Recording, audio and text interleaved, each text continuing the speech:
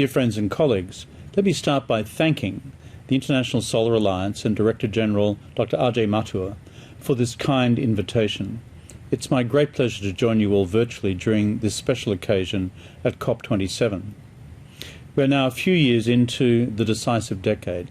According to the science, we must peak global emissions by 2025 and slash them in half by 2030. The speed of clean energy development will be vital to accelerate mitigation across the board. Solar PV power generation is an important pillar of the global clean energy transition. The International Solar Alliance is playing a central role globally, including by setting out key targets like mobilising $1 trillion of investments for solar energy solutions and installing 1,000 gigawatts of solar energy capacity by 2030. This is good stuff. Supply chain resilience will be critical for meeting these targets.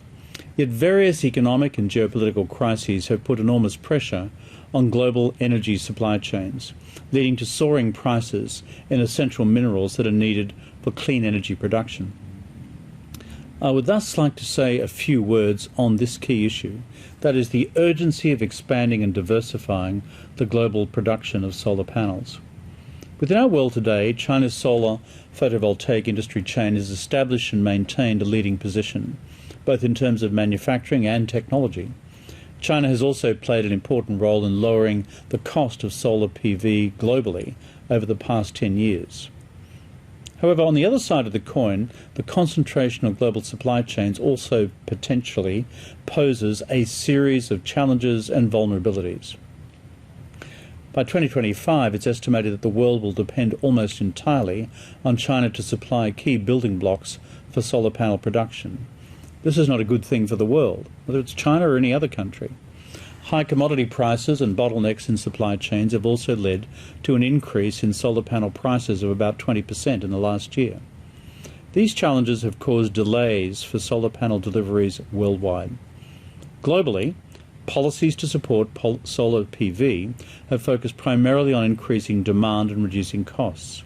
However, resilient and sustainable supply chains are also needed to ensure timely and low-cost delivery of solar panels across the globe. The scale of solar deployment required by 2030 represents a massive opportunity for us all. We must constructively grow the pie by expanding and diversifying production, rather than fighting over the existing pieces. This will create jobs and enhance economic development right across the world, especially in countries that seize this moment now. We must therefore continue working together to promote cross-country and cross-continent solutions for solar PV supply chains. This includes sharing technology and expertise, as well as promoting research and innovation and production processes. And we must not forget developing countries, many of which have incredible solar potential given their geography, but which has not yet been tapped. We must support them to address the twin interrelated challenges of lack of manufacturing capacity and lack of solar deployment. This will increase their climate resilience while also enhancing livelihoods. I know from my own experience as Prime Minister in Australia that good policy can incentivise innovation. When I legislated a mandatory renewable energy target in 2009, renewables stood at less than 4% of Australia's total electricity supply. But just this past month, renewable energy generation contributed as much as over 2/3 of power on Australia's main grid, hitting a new record. Around a third of the grid's power came from distributed solar on a single day. It shows you what good policy can do.